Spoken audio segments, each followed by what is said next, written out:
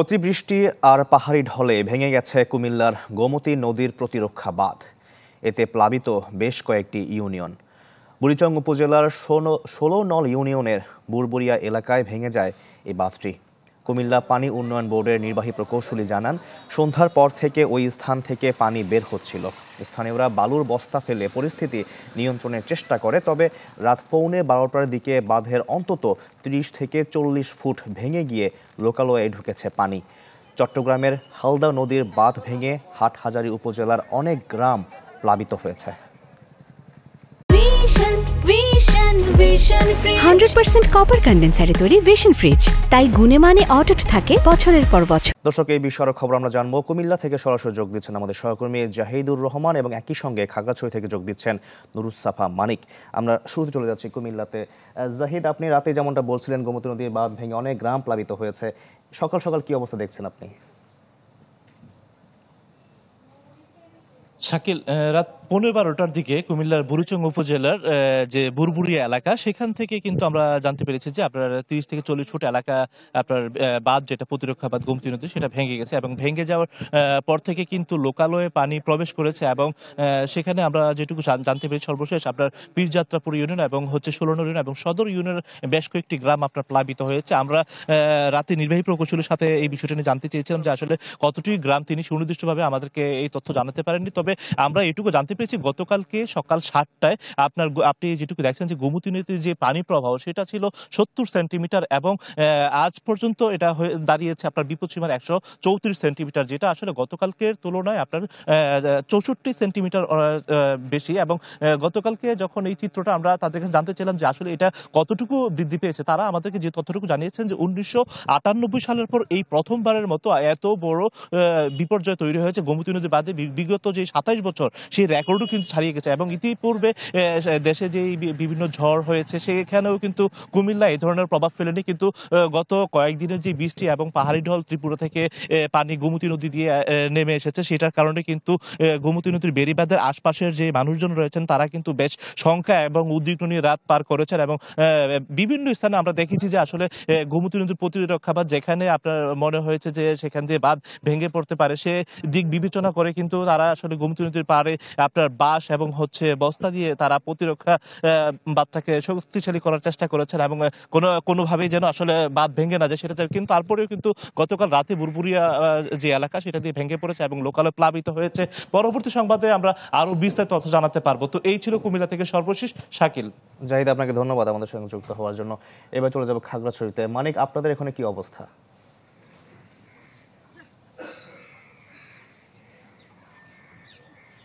শাকিল, গেল কাল দুপুর থেকে কিন্তু খাগড়াছড়িতে বৃষ্টিপাত থেমেছে এবং এরপর থেকে এখন পর্যন্ত কিন্তু বৃষ্টিপাত না হওয়াতে বন্যা পরিস্থিতির উন্নতি হয়েছে বলে বলা চলে। কারণ হচ্ছে আমরা দেখেছি গতকাল রাতও 8টা-9টার দিকে যেসব এলাকায় পানি ছিল তা কিন্তু ভোর থেকে কিংবা গত রাত থেকে কিন্তু নেমে গেছে। আমি এখন আছি চেঙ্গি নদীর পাড়ে। চেঙ্গি নদীর পাড়ে আমি দেখতে পাচ্ছি যে একদম যে নদীর যে স্বাভাবিক যেই গতিপথ, সেই গতিপথের দিকে কিন্তু পানি নামতে শুরু করছে এবং নিম্নাঞ্চল থেকে লোকালয় থেকে কিন্তু পানি রাত থেকে নামতে শুরু করছে এবং আজকে ভোর রাত কিন্তু অনেক এলাকা থেকে পানি চলে গেছে এবং এখনো হয়তো বা কিছু কিছু নিম্নাঞ্চলে পানি থাকতে পারে, তবে সেটি কিন্তু খুব কম। এবং পানি নেমে যাওয়ার খবর শুনে কিন্তু বিভিন্ন আশ্রয় কেন্দ্রে মানুষজন বসত বাড়িতে ফিরতে শুরু করেছে এবং বসত বাড়িতে গিয়ে তারা তাদের যে সম্বলটুকু বাকি আছে কিংবা যেখানে তারা মাথা গোঁজার ঠাইটুকু আছে তারা সেটি পরিষ্কার পরিচ্ছন্নতার কাজ করছে এবং যে যার মতো করে ব্যবসা প্রতিষ্ঠান কিংবা অন্যান্য যেসব জায়গা রয়েছে সেটি কিন্তু তারা পরিষ্কার পরিচ্ছন্ন করার জন্য এখন কিন্তু সবচেয়ে বেশি ব্যস্ত সময় পার করছেন। এবং এর পাশাপাশি আমরা দেখছি যে আমরা গতকাল কিন্তু এদিকে আসতে পাইনি, কারণ এখান থেকে প্রায় আরো 1 কিলোমিটারও এলাকা জুড়ে কিন্তু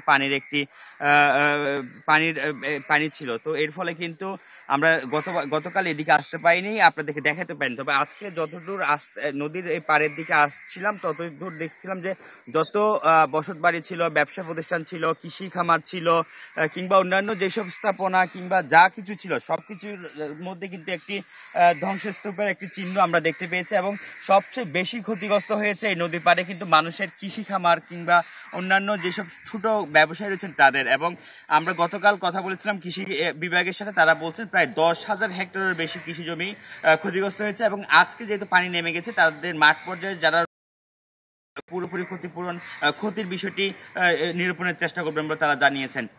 শাকিল, মানিক, আপনাকে ধন্যবাদ আমাদের সঙ্গে যুক্ত হওয়ার জন্য। আমরা দেখতে পাচ্ছি রাঙামাটি থেকে যুক্ত হয়েছেন জিয়াউল হক। জিয়া, রাঙামাটিতে কি অবস্থা? ত্রাণ কার্যক্রম সবকিছু মিলে আপনি জানাবেন শুরু হয়েছে কিনা? আসলে ত্রাণ কার্যক্রম বলতে যতটুকু আমরা তথ্য পেয়েছি, যেহেতু রাঙামাটির দুর্গম সীমান্তবর্তী এলাকা যে বাগাছড়ি, সেখানে আসলে বন্যা পরিস্থিতির অবনতি হয়েছিল। এবং গতকাল রাতের যে পরিস্থিতি যদি বলি, যে গতকাল সন্ধ্যার পর থেকে তেমন বৃষ্টিপাত না হওয়াতে সকালে যে খবর আমরা নিয়েছি সেটি হচ্ছে যে অনেকটি উন্নতির দিকে বলা চলে আর কি।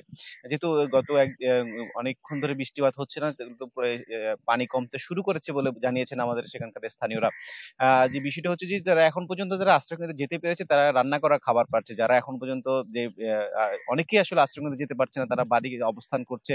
অনেকেই যারা যাওয়ার আসলে সেই পথটিও তারা পাচ্ছে না। তারা বলছেন যে দুর্গম হওয়ার কারণে বা এখানে সে বোট অ্যাভেলেবেল না হওয়ার কারণে তারা সেই আশ্রয়কেন্দ্রে যেতে পারছে না। যারা আশ্রয়কেন্দ্রে যাচ্ছেন, জেলা প্রশাসনের উপজেলা প্রশাসনের পক্ষ থেকে তাদের রান্না করা খাবার দেওয়া হচ্ছে। এবং স্থানীয় বিএনপির উদ্যোগেও আমরা দেখেছি কয়েকটি আশ্রয়কেন্দ্রে সেভাবে তারা গতকাল থেকে খাবার বিতরণ শুরু করেছে। শুধু বাগাছড়ির পরিস্থিতি যদি বলি, তাহলে সেখানকার যে প্রায় যে 8টি ইউনিয়ন রয়েছে এবং একটি পৌরসভা, সেটি পুরোটাই আসলে পানিতে তলিয়ে আছে এখন পর্যন্ত। এবং উপজেলা প্রশাসনের তথ্য মতে এখন পর্যন্ত প্রায় 20,000 মানুষ পানিবন্দী অবস্থায় রয়েছে। তাদের তথ্য মতে প্রায় 2,000-এর বেশি মানুষ আশ্রয়কেন্দ্রে অবস্থান করছে বলে তারা জানিয়েছেন। বাগাছড়ি বন্যা পরিস্থিতি ছাড়াও রাঙামাটিতে কিন্তু যে পরিস্থিতি যদি একটু বলতে চাই দর্শকদের, রাঙামাটি যে পাহাড় ধসের সংখ্যা রয়েছিল, সেখানে গতকাল পর্যন্ত প্রায় আপনার 300 মানুষকে আশ্রয়কেন্দ্রে অবস্থান নিতে দেখা দিয়েছে। জেলা প্রশাসনের পক্ষ থেকে সার্বিক সব জায়গায় আসলে ত্রাণ এবং আশ্রয়কেন্দ্রে রাখার জন্য তারা সকল প্রস্তুতি তারা গ্রহণ করার কথা জেলা প্রশাসনের পক্ষ থেকে আমাদের জানানো হয়েছিল। জিয়া, আপনাকে ধন্যবাদ আমাদের সঙ্গে যুক্ত হওয়ার জন্য। এবার চলে যাব মৌলভীবাজারে, সেখানে রয়েছেন আব্দুর রব। আব্দুর রব, মৌলভীবাজারের কি অবস্থা জানাবেন? শাকিল, মৌলভীবাজারে আজকে আমি এখন দাঁড়িয়ে আছি মৌলভীবাজারের মরু নদের পাড়ে। সেখানে যে চাঁদনীঘাট পয়েন্ট রয়েছে, সেখানে বিপদসীমার 115 সেন্টিমিটার উপর দিয়ে পানি প্রবাহিত হচ্ছে। এর ঠিক উপরে রেলওয়ে ব্রিজ যে পয়েন্ট, সেখানে 35 সেন্টিমিটার বিপদসীমার উপর দিয়ে প্রবাহিত হচ্ছে। পাশাপাশি কুশিয়ারা নদীও বিপদসীমার কিছু উপর দিয়ে প্রবাহিত হচ্ছে এবং দলাই নদী বিপদসীমার নিচ দিয়ে প্রবাহিত হচ্ছে।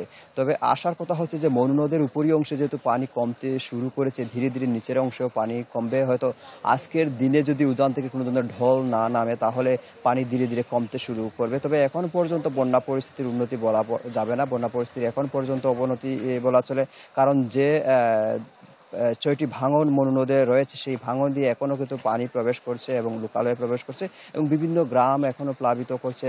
এবং নিচের দিকে যে গ্রামগুলো, সেই গ্রামগুলো প্লাবিত করছে। রাজনগর উপজেলার 6টি ইউনিয়নের প্রত্যন্ত গ্রাম ক্রমান্বয়ে প্লাবিত করছে এবং অনেক মানুষজন আমরা জেনেছি যে আসলে বাড়িঘরে পানি ওঠার কারণে ছাদে আশ্রয় নিয়েছেন, কেউ উঁচু জায়গায় আশ্রয় নিয়েছেন এবং আত্মীয় স্বজনের বাড়িতেও আশ্রয় নিয়েছেন। এবং ব্যক্তিগত উদ্যোগে অনেক স্বেচ্ছাসেবীরা তাদেরকে বিভিন্ন ধরনের খাদ্য সহায়তা সহ নানা ধরনের সহায়তা দিচ্ছেন। কিন্তু সরকারি পর্যায়ে আসলে যে তৎপরতা বা যে সহযোগিতার পরিমাণ খুবই কম। শুধুমাত্র আমরা জেনেছি যে ইউএনও পর্যায়ে বরাদ্দ দেওয়া হয়েছে, সেগুলো মাঠ পর্যায়ে এখন পর্যন্ত যায়নি। তো সব মিলিয়ে বলা চলে যে এখন পর্যন্ত মৌলভীবাজারে বন্যা পরিস্থিতি উন্নতি হয়নি। শাকিল, আব্দুর রব, আপনাকে অসংখ্য ধন্যবাদ আমাদের সঙ্গে যুক্ত হওয়ার জন্য। দর্শক, বন্যা পরিস্থিতি খবর জানাচ্ছিলেন আমাদের সহকর্মীরা।